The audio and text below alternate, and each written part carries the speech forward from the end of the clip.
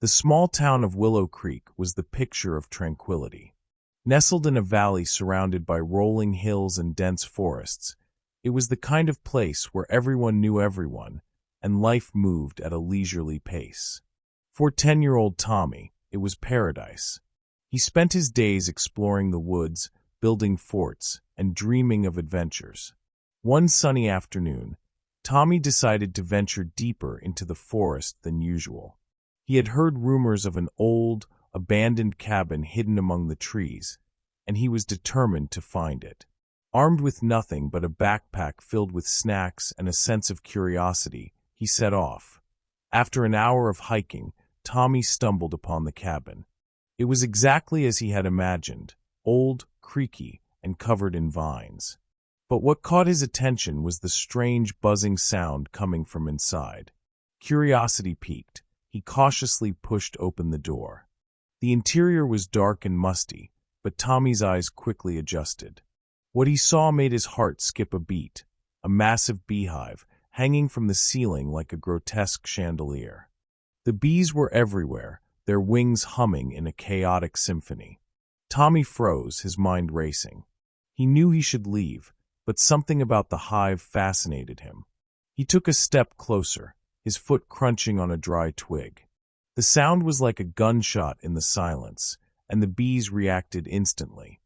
The swarm descended on Tommy in a blur of wings and stingers. He screamed, flailing his arms as he tried to fend them off, but it was no use. The bees were relentless, their stings burning like fire. He stumbled out of the cabin, running blindly through the forest, the swarm hot on his heels.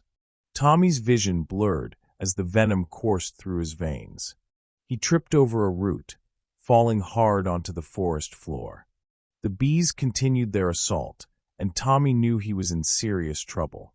He curled into a ball, trying to protect his face, but the pain was overwhelming. Just when Tommy thought he couldn't take any more, he heard a loud shout. "Hey! Over here!" Through the haze of pain, Tommy saw a figure running toward him. It was a soldier, dressed in camouflage and carrying a large backpack. The man moved with purpose, his eyes locked on the swarm. "Stay down, kid," the soldier yelled, pulling something from his bag. It was a canister of smoke, which he quickly ignited and tossed toward the bees. The thick smoke filled the air, disorienting the swarm and driving them away. The soldier knelt beside Tommy, his hands moving quickly to assess the damage. "You're gonna be okay, kid," he said, his voice calm and reassuring. "But we need to get you out of here." The soldier, whose name was Sergeant Mike Reynolds, carried Tommy out of the forest and back to the town. By the time they reached the local clinic, Tommy was in bad shape, his face swollen, his body covered in angry red welts. The town's doctor worked quickly, administering antihistamines and painkillers to counteract the venom.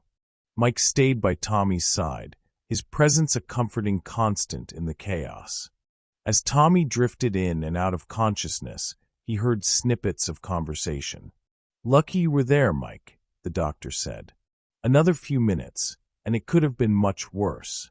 Mike nodded, his expression grim.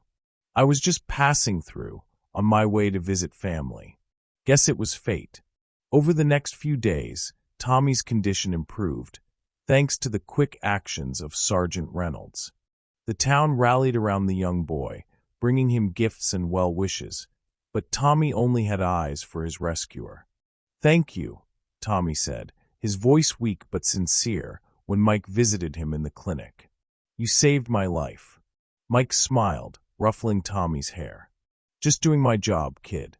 But you gotta promise me something. No more exploring old cabins, okay?"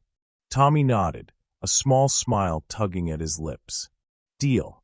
As Tommy recovered, he and Mike formed an unlikely bond. Mike shared stories of his time in the military, and Tommy listened with wide-eyed wonder.